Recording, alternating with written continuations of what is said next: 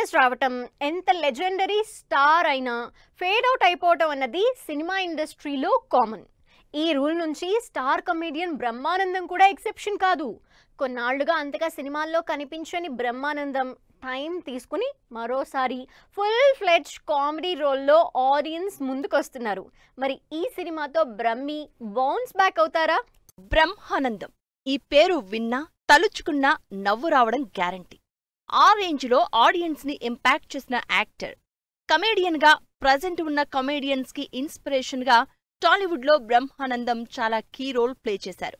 అలాంటి బ్రహ్మి కొన్నాళ్లుగా అంత యాక్టివ్ గా సినిమాలు చేయడం లేదు. అయితే ఈ గ్యాప్ ని ఫిల్ చేయడానికి ఈసారి క్యారెక్టర్ కాదు, ఫుల్ ప్లెడ్జ్డ్ సినిమాతోనే వస్తున్నాను అంటూ ఇంట్రెస్టింగ్ టీజర్ రిలీజ్ చేశారు. బ్రహ్మానందం టైటిల్ తో తెరకెక్కుతున్న సినిమాలో బ్రహ్మానందం లీడ్ రోల్ ప్లే చేస్తున్నారు.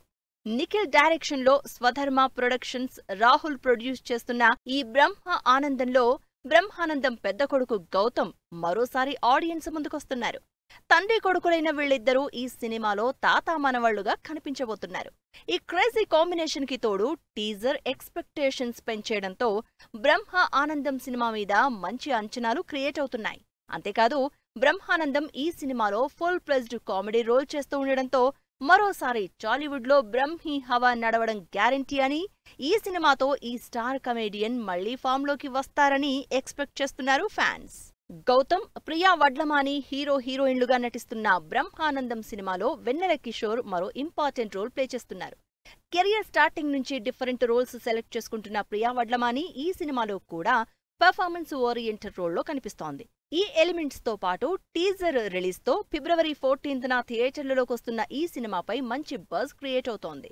మరోసారి బ్రహ్మి కామెడీని ఫుల్ ప్లెజ్డ్ గా చూడడానికి వెయిట్ చేస్తున్నారు ఫ్యాన్స్. మరి ఫిబ్రవరి 14న రాబోతున్న సినిమా బ్రహ్మానందంతో పాటు గౌతమ్, ప్రియాకి ఎలాంటి రిజల్ట్ ఇస్తుందో.